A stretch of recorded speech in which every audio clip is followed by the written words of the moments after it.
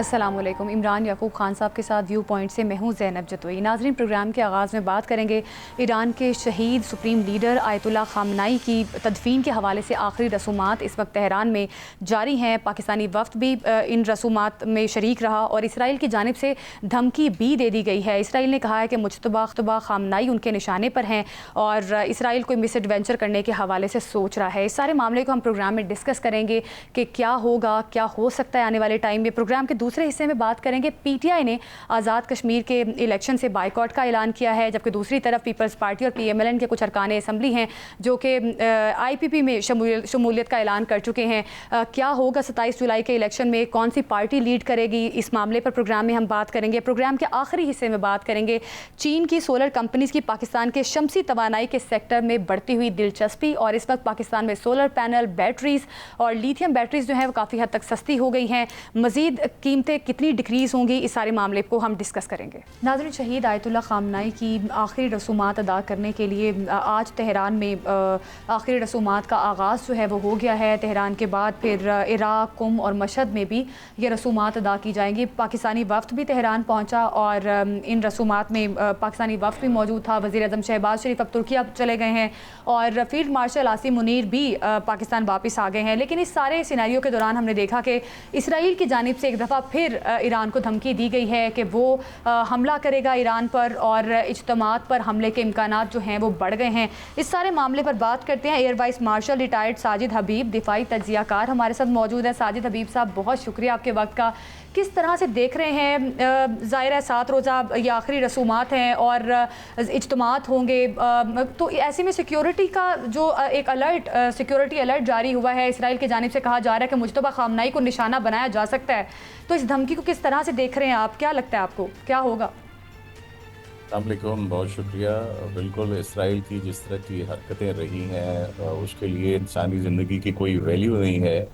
और ख़ामेनी साहब की शहादत में भी सबसे ज़्यादा उसी का हिस्सा था, उसी के एमा के ऊपर ऐसा किया गया था, क्योंकि ज़्यादा रिजीम चेंज का जो मसला था उसका था ट्रंप से भी ज़्यादा।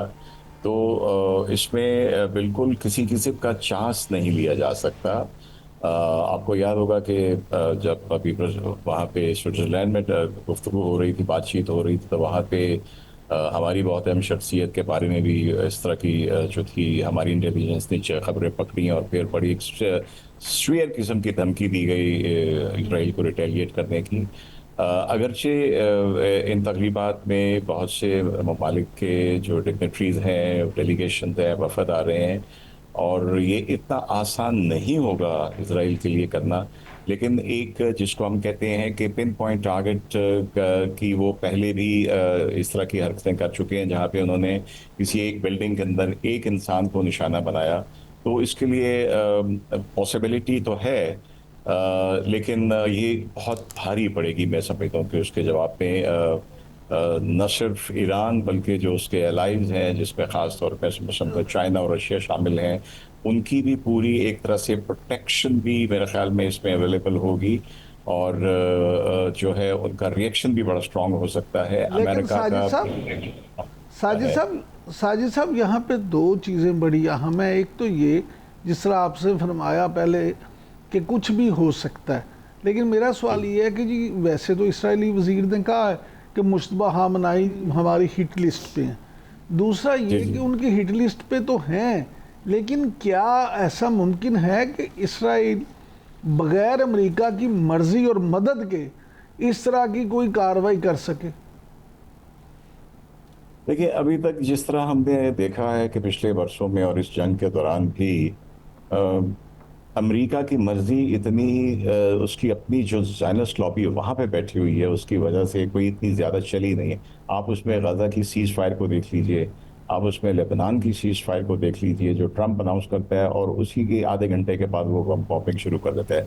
लेकिन ये चूँकि बहुत सीरियस मसला है, तो मेरे ख्याल में कि जैसे पहले 1-2 दफ़ा ट्रंप ने वॉर्न किया जब उसने सीज़ फायर लेबनान में तोड़ी, और जब अभी ये डील नहीं हुई थी और ट्रम्प डेस्परेटली चाहता था कि ईरान के साथ ये जिसको MOU हम कह रहे हैं, अब ये एग्रीमेंट कर रहे हैं, ये 60 दिन का हो जाए, तो उस वक्त उसने बड़े सख्त अल्फाज भी किए।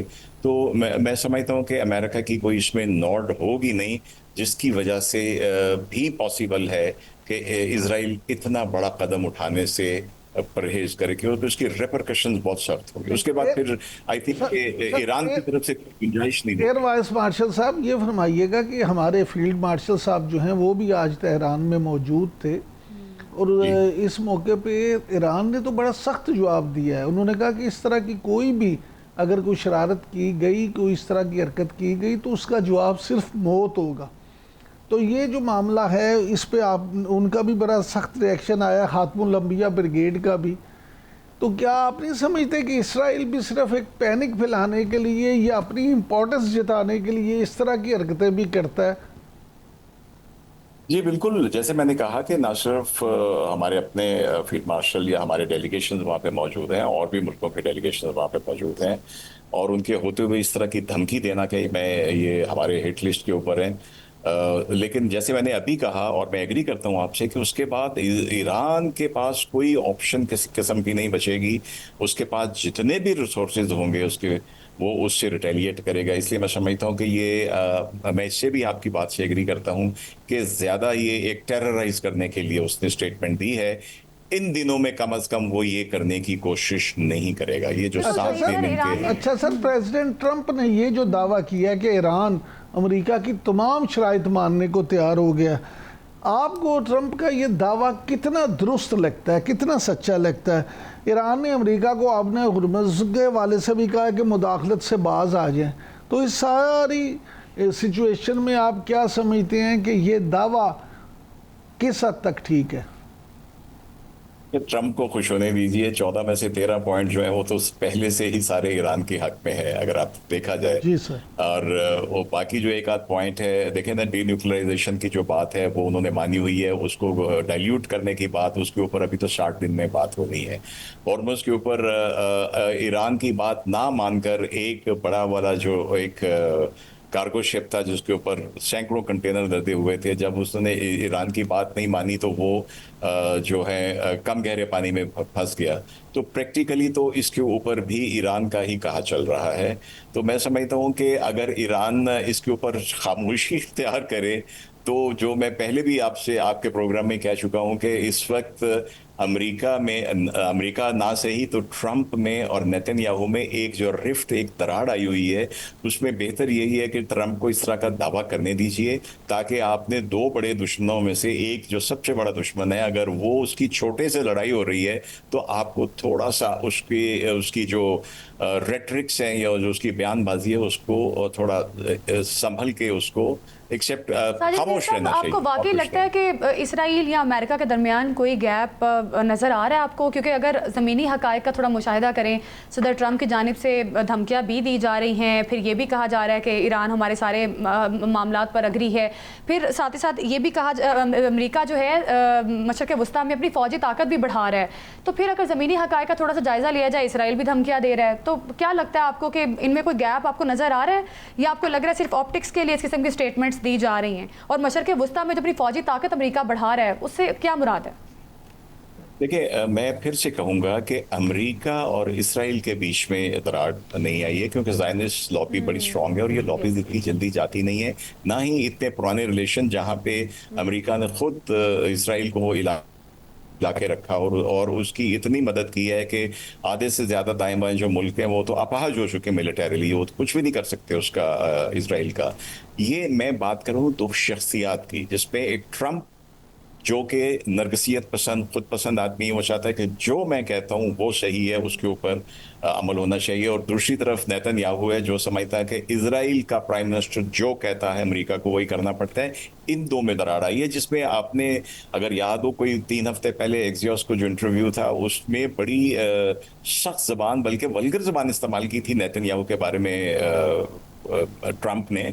और उसके बाद आपने जे वैंस को भी सुना कि उसने साफ कहा इसराइल को कि हमारे 80% बने हुए जो तुमने हथियार चलाए वो तो हमारे बनाए हुए और हमारे टैक्स बनी के। जो ये दो शख्सियात के दरमियान या दो जो रूलिंग इस वक्त ग्रुप्स हैं उनके बीच में दरार है। तो ऐसी दरार अगर पड़ जाए तो डिप्लोमेटिकली उसको एक्सप्लॉइट करना चाहिए, ये मैं समझता हूँ। और ट्रंप अगर कह रहे हैं उसके सारे पॉइंट्स मान लिए तो फिर उसको मसला क्या है? ऑल द मोर रीजन वो इसराइल को रोकेगा किसी भी सर किस्म की हमाकत करने सर से। आप ये नहीं समझते कि नेतन्याहू के इस तरह से पैनिक होने की ख़ास तौर पे इस खित्ते के हवाले से और पाकिस्तान जो है उसकी इतनी कामयाबी और फील्ड मार्शल वज़ीर आज़म की कोशिशें और फिर दुनिया में तारीफ़ें, क्योंकि इसराइल जो है वो हमारी फ़ौज और हमारी ख़ास तौर पे एयरफोर्स से तो पहले ही बड़ा जो है परेशान रहता है। तो आप नहीं समझते कि एक वजह ये भी है कि वो नहीं चाहता कि यहाँ पे इस खित्ते में इत्तफाक हो? आप बिल्कुल सही कह रहे हैं। देखिए ना, हम सब जानते हैं कि इसराइल का ऑब्जेक्टिव जो था, और उस नेतन्याहू अब नहीं आज से बरस पहले कह चुका है कि हमारा असल जो टारगेट ईस्टर्न साइड पे जाते जाते वो तो पाकिस्तान है, क्योंकि पाकिस्तान वाहिद मुल्क है जिसको जो मिलिटरीली स्ट्रांग है और जो न्यूक्लियर पावर है, और सिर्फ न्यूक्लियर पावर नहीं है, उसके पास डिलीवरी मीन्स भी है जो कि इसराइल तक जा सकते हैं। तो उसको तो बिल्कुल आप सही कह रहे हैं, फ्रस्ट्रेशन है नेतन्याहू की कि जो उससे पहले ईरान में फुल स्टॉप लग गया, जो वो रजीम चेंज चाहता था, तो एक फेलियर, नाकामी है जिसकी वजह से नेतन्याहू को अपने अंदर सियासी तौर पे भी उसके खिलाफ काफी कुछ हो रहा है। इवन वहां पे जो हार्डकोर जिनको हम कहते हैं ये ज्यूज हैं, नॉट जायनिस्ट, जो है अल्ट्रा जो जिनको हम कह सकते हैं ऑर्थोडॉक्स, वो भी इसके खिलाफ हुए हैं। वो उसके ऊपर केस भी चल रहा है, उसके ऊपर उसको सजा भी हो चुकी है जो सिर्फ इस जंग की वजह से रुकी हुई है। तो ये आपकी बात बिल्कुल सही है, ये फ्रस्ट्रेशन है उसकी कि वो अपने ऑब्जेक्टिव, दोनों के ऑब्जेक्टिव कंबाइन हो गए थे ईरान के ऊपर, अमेरिका का पाकिस्तान के बारे में, सिवाय मैं समझता हूँ कि चाइना को कंटेन करने के लिए हमारे वेस्टर्न बॉर्डर को डिस्टर्ब रखने के अलावा और उसका कोई इंटरेस्ट नहीं था। तो इसकी फ्रस्ट्रेशन है जो नेतन्याहू इस तरह के बयान दे के शो कर रहे हैं। और उसने देख लिया कि जब पहली दफा ईरान ने आना था, जो आपने कहा कि मिलिटरीली देख चुका है, तो हमारी एयरफोर्स ने एक सेफ फ्लाइंग कॉरिडोर दिया था उनके डेलीगेशन को आने के लिए। और फिर 2 दफा हमारी इंटेलिजेंस एजेंसीज ने मोसाद के और इसराइल के जो प्लान थे उनको पकड़ के ट्रंप को कन्वे किया कि इसको रोक दीजिए, अगर इसने ये किया तो हमारा रिस्पॉन्स बदशेर होगा। अच्छा तो ये सर, फ्रस्ट्रेशन सर ये फरमाइएगा कि फ्रस्ट्रेशन तो कुछ और भी है। हमारे वज़ीर आज़म मियाँ शहबाज शरीफ ईरान से सीधे तुर्किया तशरीफ़ ले गए हैं सरकारी दौरे पे, और ख़बरें ये हैं सर कि खित्ते की सारी सूरत हाल को देखते हुए पाकिस्तान का जो सऊदीया के साथ मुआहदा है उसमें तुर्किया और मिस्र और कतर भी शामिल होना चाहते हैं और एक नया इत्तेहाद बनने जा रहा है। इस सारी सूरत हाल को सर आप किस तरह से देखते हैं? अगर ये इत्तेहाद बन जाता है, कायम हो जाता है, तो मिडल ईस्ट जो है उसका नया रुख क्या होगा? ये मिडिल ईस्ट के नए रुख में तब्दीली आना शुरू हो गई है। इसमें हो सकता है 5 साल लग जाए, 10 साल लग जाए, लेकिन जो शुरू में आपने कहा कि अमेरिका अपनी प्रेजेंस बढ़ा रहा है, वो इस वक्त ईरान को एक मिलिटरीली एक तरह से, जिसको आप कह सकते हैं कि नॉन काइनेटिकली, उसको वो प्रेशर डालने के लिए कि मेरे इतने 5,000 ट्रुप्स आ गए हैं, हम कर्ज आइलैंड के भी चले जाएंगे, ये सारा प्रेशर करने के लिए था। लेकिन मैं समझता हूँ कि एक चेंज जो है वो आना शुरू हो गई है कि जंग के दौरान ही सऊदी अरब ने पाकिस्तान के साथ एग्रीमेंट कर लिया। और इंडिया में कितनी खलबली मची हुई है उसके, मैं एक और उनके एनालिस्ट का सुन रहा था कि उसने तो हैरान कर दिया पाकिस्तान ने कि जंग के दौरान में जब अमेरिकी भी बैठे हुए, पाकिस्तान के न सिर्फ ट्रुप्स चले गए, पाकिस्तान का स्क्वाड्रन चला गया, पाकिस्तान के एयर डिफेंस सिस्टम चले गए।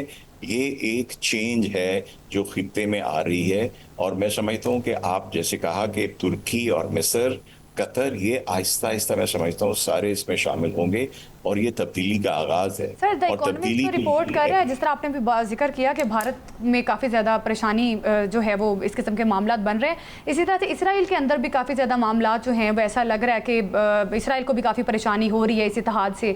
तो द इकोनॉमिस्ट रिपोर्ट कर रहा है कि आगे आने वाले टाइम में शायद मशरक़ वस्ता में कोई नई जंग भी छिड़ सकती है तुर्की और इसराइल के दरमियान। इस बारे में आपको क्या लगता है, कितने इम्कानात नज़र आते हैं आपको कि कोई नई जंग शुरू हो सकती है इन दोनों के दरमियान? देखिए, तुर्की और इसराइल के ताल्लुकात जो है वो बहुत पुराने हैं। 50s में उनका जो है वो शुरू हो गया था, उनका डिप्लोमेटिक उनका रिकग्निशन हो गई थी और वो शुरू हो गया था। उनके बाद में मैं खुद वहाँ पे 4 साल रहा हूँ, उनके साथ, उनकी फोर्सेस के साथ मेरा इंट्रैक्शन रहा है। लेकिन अपने तौर पे ये जो तुर्क हैं वो बहुत शदीद नेशनलिस्ट हैं। वो अपनी कौम के बारे में जब कोई बात आती है वो किसी चीज़ को बर्दाश्त नहीं करते। और तैयब अर्दवान साहब को तो मैंने देखा हुआ है एज मेयर इस्तांबुल से लेके प्राइम मिनिस्टर बनने तक, उस बंदे में आप जिसको आप शायद एग्जरेट करना चाहें तो कहते हैं वो तो ऑटोमन टाइम्स को वापस लाना चाहते हैं, वो तो उस्मानी टाइम को वापस लाना चाहते हैं। तो उसके लिए इजराइल के लिए बिल्कुल आसान नहीं होगा कि वो तुर्की के ऊपर हमला करने की या जंग करने की सोचे। तकलीफ उसको बहुत है कि इजराइल जो ईरान को खुदा न खास्ता रजीम ख़त्म करके पाकिस्तान के सर पे आके बैठना चाहता था, और मोदी भी अपने फादरलैंड के साथ मिलके दोनों तरफ से घेरना चाहते थे, वो फ्लॉप हुआ। तो इजराइल को तो बहुत शदीद तकलीफ है, इजराइल को भी, कि हम बजाय इसके कि वो हमारे वेस्टर्न बॉर्डर पे आता, हम तकरीबन उसके पास पहुंच रहे हैं। इस इंशाल्लाह इस दफाई जो एक सिस्टम बन रहा है जिसके थ्रू, तो बिल्कुल उसको बहुत बड़ी तकलीफ है और वो अपनी साजिशें करता रहेगा। और मैं समझता हूँ कि ख़ास तौर पे हमने मोसाद की एक्टिविटी से इन तमाम ममालिक को बहुत ही बच के रहना चाहिए। आपने देखा वो कैसे कैसे उन्होंने पेजर से क्या हरकतें करके, क्योंकि इस तरह की टेक्नोलॉजी में बहुत एडवांस है। लेकिन ये तकलीफ बिल्कुल नेतन्याहू के कि वो यहाँ क्या आता, हम वहाँ पहुँच रहे हैं इंशाल्लाह। साजिद हबीब साहब ये फरमाइएगा कि तुर्किया ने तो इसराइल को खबरदार भी किया है कि अगर शाम पे हमला हुआ या शाम में इसराइली दाखिल हुए तो फिर अंजाम भुगतना होगा। जी बिल्कुल। और मुझे अफसोस होता है कि कुछ हमारे के लिखते हैं वो जी तुर्की के साथ उनकी, इसराइल की तुर्की के साथ तिजारत भी है सारा, भाई उनके साथ 67 साल पुराने ताल्लुकात हैं, लेकिन इसके बावजूद उन्होंने कभी अपने कौमी मफाद पे कॉम्प्रोमाइज़ नहीं किया। ख़ास तौर पे तैयब अर्दवान की जब से हुकूमत आई है 2002 से, नवंबर से आई है, और आप देखें कि सबसे पहला फ्लोटिला भी गाज़ा के लिए इन्होंने भेजा था और बड़े धड़ल्ले से भेजा था। नहीं हुआ तो फिर मिस्र की साइड से इन्होंने जाके गाज़ा वालों को जो थी मदद दी थी। वो अपने तिजारत वगैरह वो चीज़ें अपनी जगह, लेकिन इस चीज़ पे तुर्की बड़ा सख्त स्टैंड लेगा। और ये उसने जब उसके अपने कुर्दों की जो PKK के मसले चल रहे थे, उसने इवन इराक के साथ भी जो और सीरिया के साथ भी किया था। और मैं नहीं समझता कि वो बर्दाश्त करेगा तुर्की कि अब वो सीरिया में या इराक में इजराइल कोई कार्रवाई करे। सर वैसे अमेरिका इसराइल एक मिस एडवेंचर ईरान के साथ करके देख चुके हैं कि इनके लिए कितनी मुश्किलात जो हैं वो पैदा हुई हैं। अगर सदर ट्रंप की बात की जाए तो अमेरिका के अंदर जो कुछ हुआ है वो भी पूरी दुनिया ने देखा है। इनकी अपनी फ़ौज के अंदर हमने देखा बहुत ज़्यादा डिवाइड पैदा हुआ, फिर सदर ट्रंप ने कई तब्दीलियाँ भी की। अभी भी इस किस्म की खबरें आ रही हैं कि अमरीकी फ़ौज के Europe Africa commander general Christopher Donahue अपना ओहदा छोड़ चुके हैं। तो इस किस्म की खबरें भी आ रही हैं कि पेंटागन में जारी वसी तब्दीलियों और फौजी क़यादत में रद्दोबदल के सियासी मुहर्रिकात से मुतालिक जो क़यासराइयाँ पैदा हो रही थी वो अब जोर पकड़ने लगी हैं। तो क्या लगता है आपको कि अमेरिका के अंदर जो फौजी क़यादत है उसमें भी काफी हद तक डिवाइड पैदा हो रहा है? आप देखिए ये तो बिल्कुल ईरान पे हमला करने की इब्तदा से ये हो रहा है। उनके आर्मी कमांडर ने रिजाइन किया, कुछ को पीट हेग्सेट ने as a defence secretary defence उनको निकाला, लेकिन सर्विंग जनरल्स उनके काफी छोड़ चुके हैं। और कुछ इनके पुराने जो इनके हैं इवन सिक्योरिटी एडवाइजर्स हैं, उन लोगों ने इस जंग की बड़ी शिद्दत से मुखालफत की है। इनकी नेवी को देख लीजिए, इनकी नेवी जो मैं फिर कहूंगा कि सबसे पहले जिस नेवी ने अपना हॉर्मुज़ में जाने से इनकार किया वो तो यूएस नेवी थी। बिल्कुल। तो ये बिल्कुल आप सही कह रही हैं, ये इख्तलाफात हैं। और इसमें ट्रंप की इस कार्रवाई में जो उसने नेतन्याहू के ट्रैप में आके की थी और कुछ अपने जोम में की थी कि मैं मेगा करना चाहता हूं और उसमें चाइना को पीछे छोड़ना है, उसको बहुत सफ़र करना पड़ा है और बहुत ज़्यादा रिफ्ट है। ना उसको अपनी पॉलिटिकली उसको सपोर्ट है, ना आवाम की सपोर्ट है, और फोर्सेस में भी उसको सपोर्ट नहीं थी। बिल्कुल सही बात है। बहुत शुक्रिया आपका साजिद हबीब साहब हमारे साथ मौजूद थे। Air vice marshal retired Sajid Habib साहब हमारे मामले पर बताया कि आने वाले टाइम में खित्ते में क्या होता दिखाई दे रहा है, मशरक़ वुस्ता के हालात किस तरह से आगे बढ़ते हुए दिखाई दे रहे हैं। नाज़रीन अभी वक्त हुआ एक शॉर्ट ब्रेक का। ब्रेक के बाद बात करेंगे PTI की क़यादत आज़ाद कश्मीर के इंतखाबात में हिस्सा न लेने का अपना फैसला तब्दील करेगी, इस पर बात करेंगे। Stay with us.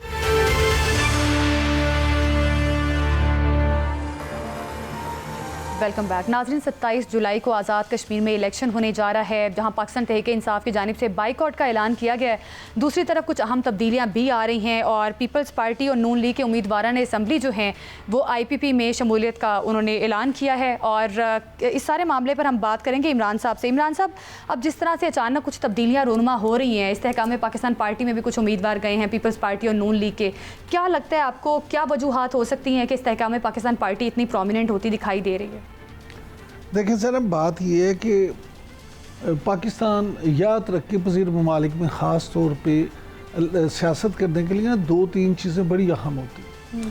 अब जहाँ तक अगर हम IPPs की बात करें, ये IPP इस्तेकाम पाकिस्तान किसान पार्टी की, तो इसकी ना इस वक्त जो है वो पोजीशन ये है कि इसके सरबराह कौन है? अलीम खान साहब। अब अब्दुल अलीम खान साहब जो हैं उनको डिस्कस कर लेते हैं कि ऐसा हो क्यों रहा है। पाकिस्तान में सियासत के लिए जहां आपको मकबूलियत की ज़रूरत होती है वहीं कबूलियत की भी ज़रूरत होती है। अब पीपल्स पार्टी और मुस्लिम लीग नून, उनको कबूलियत की सनत तो मिल गई, लेकिन शायद अवाम में उस तरह से मकबूलियत अभी तक वो हासिल नहीं कर पाई जिस मकबूलियत की ज़रूरत है। इस बात में कोई शक नहीं है कि पाकिस्तान मुस्लिम लीग नून जो है वो मुल्क की एक बहुत बड़ी सियासी जमात है और पीपल्स पार्टी भी एक बहुत बड़ी सियासी जमात है। दोनों ने हुकूमतें की है, सब कुछ है, लेकिन हाँ साहब ने अमलन अगर आप देखें तो इन दोनों पार्टियों को चारों खाने चित की है। पाकिस्तान तहरीक इंसाफ ने अवामी सतह पर मकबूलियत के वो झंडे गाड़े हैं कि जिसने इन दोनों जमातों पे गर्द बिठा दी है और ये दोनों जमातें अभी तक उस गर्द को उस तरह से धुंधला नहीं पाई। पूरी तरह साफ करना तो मुश्किल है, अभी धुंधला भी नहीं पा रही। तो कहीं ना कहीं कबूलियत देने वाले जो हैं वो ये सोचते हैं कि हम तो इतनी मेहनत कर रहे हैं, हम इस मुल्क को बेहतर करने के लिए, इसकी इकॉनमी को बेहतर करने के लिए, इसकी सियासत को बेहतर करने के लिए, इसकी इमेज को बेहतर करने के लिए दिन रात लगे हुए हैं और सियासी जमातें जो हैं वो शायद उस तरह से हमारा साथ नहीं दे पा रही। तो कहते हैं अच्छा चलो साथ किसी और को भी देखते हैं। फिर एक ये काम होता है कि वो इन दोनों पार्टियों को शायद पूरी ताकत भी में भी देखने को बेहतर नहीं समझते। तो ऐसी हालत में फिर बात ये होती है कि ऐसे बंदे सियासत में कामयाब हो सकते हैं, नंबर एक जिनके पास रिसोर्सेज हों, उनके पास रुपया पैसा सरमाया और खर्च करने का हौसला भी हो, नंबर दो जिनको पॉलिटिकल विजडम भी हो, और नंबर तीन उनके पास कबूलियत भी हो। तो इस मामले में अलीम खान साहब जो हैं वो इन तीनों मरहलों पे बड़े पूरे उतरते हैं। उनके पास कबूलियत भी है, इसीलिए आपने वो कबूलियत की वजह से देख लिया कि वहाँ पे वो लोग, वो उम्मीदवार जो मुस्लिम लीग नून ने जिनके मुकाबले में अपने उम्मीदवार बिठा दिए थे और मुस्लिम लीग नून के साथ उनका ये वादा था कि वो जीत के मुस्लिम लीग नून में शामिल होंगे, जब शमूलियत का वक्त आया तो उन्होंने इस्तेहकाम पाकिस्तान पार्टी में शमूलियत का ऐलान कर दिया गिलगित में। उसी तरह से अब तनवीर इलियास साहब आज अपने काफ़ी 62 साथियों के साथ इसमें पाकिस्तान इस्तेहकाम पाकिस्तान पार्टी में शामिल हुए हैं आज़ाद कश्मीर में। ये साबिक वज़ीर आज़म भी रहे आज़ाद कश्मीर के और ये भी माशाल्लाह से पैसे रखते भी हैं और ख़र्च करने में भी इन हौसला रखते हैं। तो ये सारी जो चीज़ें हैं, मैं ये समझता हूँ कि यहाँ पे आप देख लें कोटली में पीपल्स पार्टी और नून लीग के उम्मीदवार, हाँ जी, वो इस्तेहकाम पाकिस्तान पार्टी में शामिल हुए हैं। तो ये जो रावी है ना, ये नून और पीपल्स पार्टी के लिए उस तरह हो सकता है कुछ नशिस्तें ये जीत भी ले। इमरान साहब, नून लीग बड़ी कॉन्फिडेंट नजर आ रही है, उनकी जानिब से कहा जा रहा है कि आज़ाद कश्मीर में शेर ही धाड़ेगा, तो गिलगित बल्तिस्तान में तो उस तरह से रिस्पॉन्ड नहीं मिला आपको, तो क्या लगता है इस स्टेटमेंट को आप किस तरह से देख रहे हैं? देखिए, आम तौर पर गिलगित बल्तिस्तान हो या आज़ाद कश्मीर हो, तो उसमें जो वफाकी हुकूमत होती है उसी की पार्टी जीतती है, क्योंकि वहाँ भी वोटर को ये पता होता है कि मेरे मसाइल हल इसी तरह से होंगे कि अगर वफाक ने ही फंडिंग करनी है और मेरे मसले हल होने हैं। अब इसलिए जो गिलगित बल्तिस्तान वाला, उसमें एक बुनियादी वजह ये भी थी कि पीपल्स पार्टी को आपने बजट के लिए राज़ी भी करना था। तो ख़बरें तो ये भी हैं कि पीपल्स पार्टी को राज़ी रखने के लिए, पीपल्स पार्टी को एनएफसी पे मनाने के लिए, पीपल्स पार्टी से बजट मंजूर करने के लिए उसकी झोली में इक़्तिदार डाल दिया और इक़्तिदार की कुर्बानी दे दी गई कि कोई बात नहीं, आप हुकूमत बना लें, लेकिन हम जो है ना ये मामला ठीक चलते रहने। अच्छा इमरान साहब, इस बारे में बताइएगा, ये जो जेलों के हवाले से जो एक इस्लाहात के हवाले से काफ़ी बात की जा रही है, कॉन्फ्रेंस भी हुई है और तमाम सूबों के जो वज़ीर आला हैं उनकी जानिब से भी ये कहा गया है कि इस्लाहात होनी चाहिए, बेहतर होना चाहिए निज़ाम। इसको आप किस तरह से देख रहे हैं? क्या समझते हैं जेलों में किस किस्म के इस्लाहात की अशद ज़रूरत है? इस पर आपकी क्या राय है? देखिए, मेरी राय तो ये है कि इनको किसी कॉन्फ्रेंस की ज़रूरत नहीं है। अच्छा, इनको किसी चीज़ की ज़रूरत नहीं है।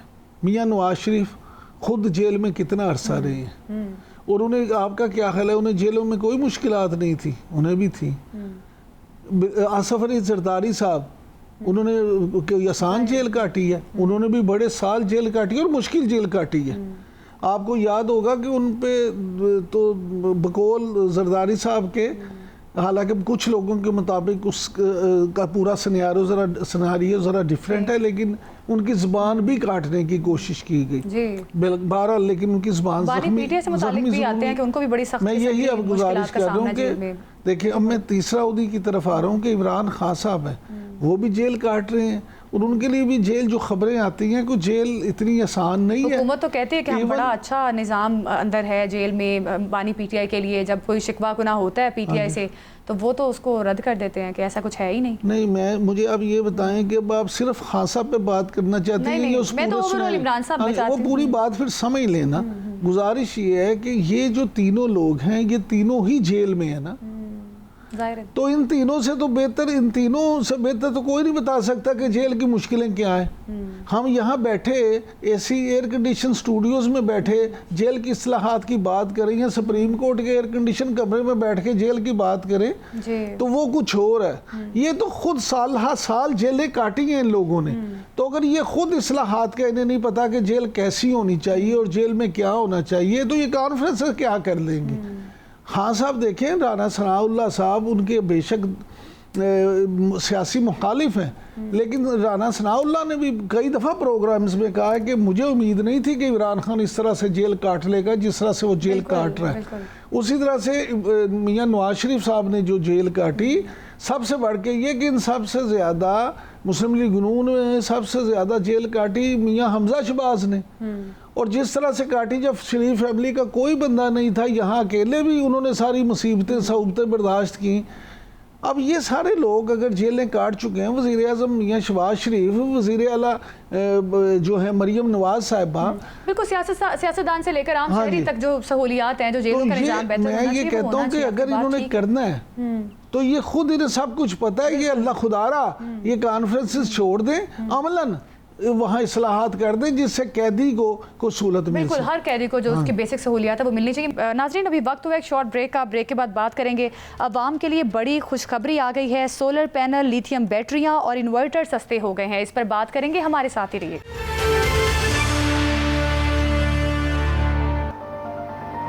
Welcome back. नाज़रीन, अवाम के लिए बड़ी खुशखबरियाँ सामने आ रही हैं, और जिस तरह से सोलर पैनल पर टैक्स नहीं लगा, फिर पेट्रोलियम मसनूआत सस्ती हुई, उस वजह से अब सोलर पैनल जो है वो काफ़ी हद तक सस्ते हो गए हैं, और ये कहा जा रहा है कि इन्वर्टर भी सस्ते हुए हैं, लिथियम बैटरियों की कीमतें भी काफ़ी हद तक नीचे आई हैं। इस सारे मामले को डिस्कस करते हैं, हमारे साथ मौजूद है doctor Khalid Walid, energy expert हैं। डॉक्टर खालिद वलीद साहब, बहुत शुक्रिया आपके वक्त का। पहले हमने देखा जब सोलर पैनल इंट्रोड्यूस हुए तो बहुत ज़्यादा कीमतें थी कि आम शहरी की पहुँच से बाहर थी। अब जिस तरह से कीमतें नीचे जा रही हैं, क्या लगता है आपको मज़ीद भी आगे जाके कौन सी ऐसी चीज़ें हैं जो कम हो सकती हैं, और कीमतें जो हैं, कीमतों का बोझ जिस तरह से ऊपर था अब मज़ीद नीचे आएगा? जी बहुत शुक्रिया। जी देखें, ये जो बजट से पहले एक फ़ज़ा बनी हुई थी कि सोलर पे टैक्स लग रहा है, और जो हालात चल रहे थे यूएसए ईरान वार के बाद, पेट्रोल का महंगा होना, बिजली का, आरएलएनजी का कम होना, तो एकदम से एक तो मार्केट में प्राइस बढ़ गई इस वजह से कि लोगों ने ज़्यादा सोलर पैनल ख़रीदना शुरू कर दिए, डिमांड बढ़ गई। और दूसरा सप्लाई साइड से, चूँकि वो सी फ्रेट के थ्रू आ रहे होते हैं, तो उसकी भी कॉस्ट जो है वो बढ़ गई, आरएलएनजी बढ़ने से, पेट्रोल प्राइस, डीजल प्राइस बढ़ने से। तो एकदम से मार्केट में एक स्पाइक आया। अब वो चूंकि हालात नॉर्मलाइज हो रहे हैं तो प्राइसेस वापस अपने इक्विलिब्रियम की तरफ आ रही हैं, और दूसरा चूंकि सोलर टैक्स नहीं लगा है तो उसकी वजह से भी प्राइसेस जो है वो नीचे आ रही हैं। तो मार्केट एकदम से वही ओवर सप्लाई की सिचुएशन जो है वो एग्जिस्ट करती है। तो आगे आहिस्ता आहिस्ता प्राइसेस और नीचे आएंगी इस चीज़ की, ख़ास तौर पे आपके जो बैटरी है उसकी उसी पेस पे नीचे आएंगी जिस पे सोलर की प्राइसेस नीचे आई थी। तो अगर आपने 2025 को बैटरी का साल कहा था, तो 2026 2025 को सोलर का साल कहा था, तो 2026-27 जो है वो बैटरी का साल होगा। इससे हमारे ग्रिड की मुश्किलात जो है वो मजीद बढ़ती जाएंगी कि आपका जो ग्रिड का यूटिलाइजेशन रेट है वो मजीद कम होता जाएगा। तो हुकूमत को अब सोचना है कि किस तरीके से सोलर को एक एसेट के तौर पे देखा जाए और आपके जो महंगे पावर प्लांट हैं उनको रीपर्पस किया जाए सोलर की तरफ या बैटरी एनर्जी स्टोरेज की तरफ। इससे हमारे ग्रिड के से फायदा होगा, खास तौर पे उन लोगों का जो अभी भी सोलर पैनल्स अफोर्ड नहीं कर सकते हैं। आपका जो लोअर मिडिल क्लास है, आपका जो लोअर क्लासेस हैं, इनकम क्लासेस। और साथ साथ में हुकूमत जो करने जा रही है अगले साल तक, वो प्रोटेक्टेड कंज्यूमर्स की सब्सिडीज को खत्म करने जा रहे हैं। बेनजीर इनकम सपोर्ट प्रोग्राम के थ्रू बड़ी टारगेटेड सब्सिडी मिलेगी, जिसकी वजह से बिजली की प्राइसेस उन लोगों के लिए जो प्रोटेक्टेड स्लैब में आते थे बढ़ जाएंगी। तो अगर सोलर पैनल के लिए कोई फाइनेंशियल इंस्ट्रूमेंट्स या गवर्नमेंट अपने पब्लिक फाइनेंस से कोई सब्सिडी नहीं देती उन लोगों के लिए, तो हालात जो है वो बढ़ जाएंगे। क्यों बढ़ जाएंगे कि इन्फ्लेशन रेट बढ़ेगा। अभी अगर आप इन्फ्लेशन की बास्केट देखें तो जो आप इलेक्ट्रिसिटी की प्राइस लेते हैं वो 7 रुपए या 10 रुपए लेते हैं प्रोटेक्टेड कंज्यूमर्स की, तो जब बढ़ेगी तो इन्फ्लेशन भी। खालिद वली साहब, ये फरमाइएगा कि चीन ने पाकिस्तान में तेल और गैस की पैदावार बढ़ाने, ड्रिलिंग और फील्ड ऑप्टिमाइजेशन में सरमायाकारी की पेशकश की है। चीनी कंपनी ने पाकिस्तान में रिफाइनरी की अपग्रेडेशन और एफसीसी यूनिट की तंसीब में भी दिलचस्पी जाहिर कर दी है। आप क्या समझते हैं कि ये सरमायाकारी पाकिस्तान में क्या इनकलाब लाएगी?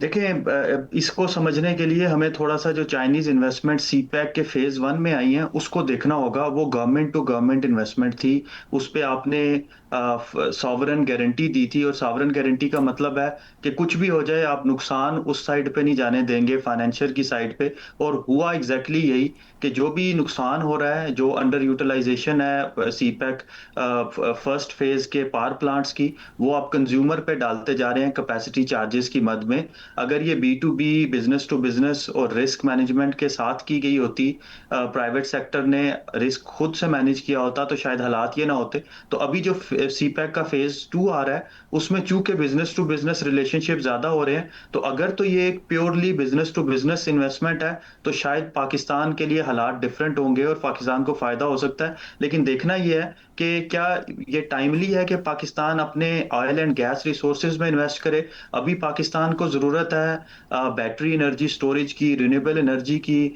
अपने जो महंगे पावर प्लांट्स हैं उनको रीपर्पस करने की। महंगा पावर प्लांट एक आपका इंपोर्टेड कोल का भी है, साहिवाल का, और दीगर प्लांट्स भी। और ये जो साहिवाल का प्लांट है ये सेम कंपनी ओन करती है, शैंगडन जो है। अगर यही कंपनी अपनी इन्वेस्टमेंट बजाय इसके कि ऑयल एंड गैस में लेके आती, इसको अगर साहिवाल प्लांट को रीपर्पस कर लिया जाए बैटरी एनर्जी स्टोरेज फैसिलिटी में और साथ में एक सोलर प्लांट लगा दे, तो आपका जो लोड सेंटर है फैसलाबाद, गुजरांवाला, सियालकोट का जो रीजन है उसको आप रिन्यूएबल एनर्जी दे सकते हैं और यहाँ की इंडस्ट्री को आप ग्रीन इंडस्ट्री बना सकते हैं। तो अगर इस तरीके से रीओरिएंट कर लिया जाए, क्योंकि अभी ये बड़ा एक इनिशियल स्टेजेस पे है, अगर हुकूमत इसको निगोशिएट करे तो अच्छा होगा। डॉक्टर साहब, आप एक एनर्जी एक्सपर्ट हैं, आपको इन सारी चीज़ों का पता है, तो हुकूमत में जो इतने इतने काबिल दिमाग बैठे हैं उनकी तवज्जो इस तरफ क्यों नहीं जाती? देखिए, हुकूमत में हर शोबे में एक काबिल दिमाग बैठा है और वो हर काबिल दिमाग अपनी सोच के मुताबिक पॉलिसी बनाता है। तो मिनिस्ट्री ऑफ फाइनेंस में एक काबिल दिमाग अपनी सोच पे मिनिस्ट्री ऑफ फाइनेंस के पॉइंट ऑफ व्यू से पॉलिसी बना रहा है। मिनिस्ट्री ऑफ एनर्जी में मिनिस्ट्री ऑफ एनर्जी के पॉइंट ऑफ व्यू से पॉलिसी बन रही है। क्लाइमेट चेंज मिनिस्ट्री में क्लाइमेट चेंज के पॉइंट ऑफ व्यू से। जब तक ये मिलकर नहीं बैठेंगे, एक इंटीग्रेटेड प्लानिंग नहीं होगी, तब तक जो है वो आप इसी तरीके से पॉलिसी मेकिंग जो है वो देखते रहेंगे। एक और चीज, हुकूमत पाकिस्तान को देखना है कि पाकिस्तान के ग्राउंड रियलिटी किस तरह है। अगर सिर्फ और सिर्फ हम investment for the sake of investment या investment for the sake of foreign exchange flows लेके आते रहेंगे, तो वही हालात होंगे जो हमने बिजली के सेक्टर में किया कि आपने इतनी ज़्यादा कैपेसिटी लगा दी और अब उस कैपेसिटी को आप अंडर यूटिलाइज रख के कैपेसिटी पेमेंट्स जो है वो देते जा रहे हैं। तो अगर प्लानिंग करेंगे तो अच्छा रहेगा। अच्छा डॉक्टर साहब, हम बात कर रहे हैं क्योंकि चीज़ें सस्ती होने की, तो हर पाकिस्तानी का ये ख्वाब है कि यहाँ पे तेल मज़ीद सस्ता हो, पेट्रोल मज़ीद सस्ता हो।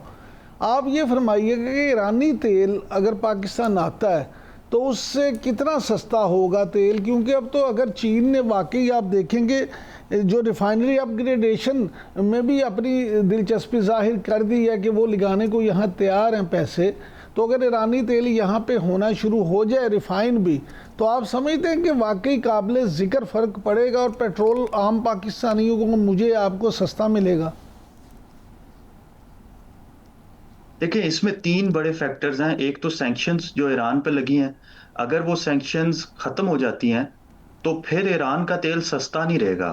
फिर ईरान की ख्वाहिश होगी कि वो अपने कंपैटिटर से compete करें, उनसे ऑब्वियसली उनकी ख्वाहिश होगी कि वो ओपेक से नीचे सेल करें, लेकिन वो क्यों इतना नीचे सेल करेंगे जब ग्लोबल मार्केट में प्राइस इतनी ज़्यादा है। तो अगर तो सैंक्शंस लिफ्ट होती हैं, तो एक तो ये कि ईरानी तेल भी थोड़ा-सा महँगा हो जाएगा। दूसरा, आपकी बात बिल्कुल बजा है कि अभी पाकिस्तान की रिफाइनरीज़ में जो आपका इरानियन ऑयल है, उसको रिफाइन करने की शायद 1-2 दफ़ा कोशिश हुई है, लेकिन वो इतना कॉस्ट इफेक्टिव नहीं है। आपको इन्वेस्टमेंट लानी पड़ेगी। चाइनीज़ अगर इन्वेस्ट करते हैं ईरानी क्रूड ऑयल को रिफाइन करने की, तो वो शायद पाकिस्तान के माशी हालात को शायद बेहतर कर सके, इन अ चीन सेंस रिफाइनरी कि आपका अपग्रेडेशन जो तो कर तेल रहा है थोड़ा है, सस्ता तेल हो और जाएगा। गैस की पैदावार लेकिन बढ़ाने के लिए रिफाइनरीज तो अपग्रेड करने के हवाले से चीन काम कर रहा है देखिए, पाकिस्तान में। साथ में और सर इसमें ये ऑन भी द बात, पैरेलल सर आपके सर इसमें ये भी सवाल ले लें कि अली परवेज़ मलिक साहब जो हैं वो तो कहते हैं, वफाकी वज़ीर पेट्रोलियम, वो कहते हैं कि वो अपनी एक तजवीज़ काबीना में भेज रहे हैं, काबीना की मंजूरी के बाद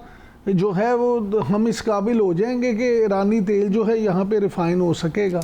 डीजल तो अभी भी हो सकता है, मैं पेट्रोल की बात कर रहा हूँ। जी बिल्कुल, देखें इसके पैरेलल में साथ में सऊदी इन्वेस्टमेंट्स भी हैं। वो भी कोई अराउंड 10 बिलियन यूएसडीज का एक प्लान है, जो वो अपनी रिफाइनरीज को, पाक अरब रिफाइनरी को और दीगर रिफाइनरी को जो है वो अपडेट करने की बात कर रहे हैं। और साथ साथ में हम ओजीडीसीएल की काफ़ी सारी इन्वेस्टमेंट अट्रैक्शन फैसिलिटीज़ भी देख रहे हैं, जो मुल्क में अपने indigenous oil and gas reserves को जो है वो एक्सप्लोर करने की बात कर रहे हैं। और दूसरी साइड पे आपकी जो मिनिस्ट्री ऑफ इंडस्ट्रियल प्रोडक्शन है, वो न्यू एनर्जी व्हीकल के नाम पे 2030 तक उन्होंने जो गाड़ियों की सेल होगी उसका 30% इलेक्ट्रिक व्हीकल्स का करना है। और चाइनीज BYD और दीगर कंपनीज जो हैं वो पाकिस्तान में इन्वेस्ट कर रहे हैं। तो थोड़ा सा बैलेंसिंग एक्ट देखना होगा कि क्या कहीं वही सूरत हाल ना हो जाए कि पाकिस्तान इतनी ज्यादा इन्वेस्टमेंट करवा ले ऑयल एंड गैस सेक्टर में, जो आगे जाके अंडर यूटिलाइज्ड हो जाए। क्योंकि दुनिया चेंज हो रही है, और खासतौर पे US ईरान वार के बाद रिन्यूएबल एनर्जी जो है, खासतौर पर इलेक्ट्रिक व्हीकल्स, सोलर और विंड जो है, वो शायद इन्वेस्टर्स के लिए ज्यादा तवज्जो का मरकज है। तो थोड़ा सा इंटीग्रेटेड प्लानिंग, जिस तरह से मैंने पहले कहा कि ministry of energy power division के अलग TORs हैं, उनकी अलग सोच है।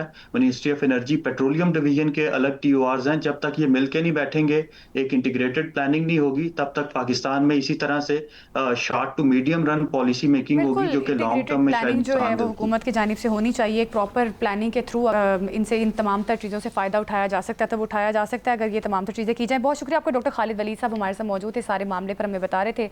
इसी के साथ प्रोग्राम से दीजिए हमें इजाज़त, कल फिर मुलाकात होगी। अल्लाह हाफ़िज़।